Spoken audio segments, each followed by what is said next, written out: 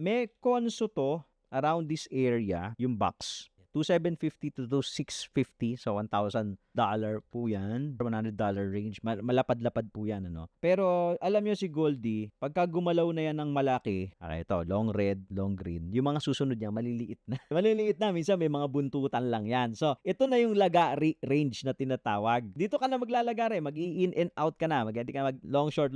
Pero ako, again, ang bias ko lang ngayon is long. So, ganap lang ako ng mga long entries. Paano ko po yan ginagawa? I look at the lower time frame. Dito sa 1 hour, wala kang makukuha dito. So, sa gold, bumababa tayo sa hanggang 5 minute. Observe nyo po ito. Sa 5-minute chart ni gold, kung hindi tutuloy, wala pa tayong buy signal kung hindi tutuloy yung blue sa pag-cross ng yellow, magkakaroon yan ng buy signal, ang buying. Yan ang entry ko inaantay kung hindi tutuloy. Kasi, again, yung favorite setup ni Tito G, pag hindi yan tumuloy, hahatawin yan, pwedeng balik ka na naman dito sa 2,780. $2 lang ang kailangan ko para mag-profit. So, $2 lang. So, makakalagari kayo dito. Pero ngayon, mukhang wala pa tong entry ng long. And wala pa rin naman siyang short. So, it means, wait.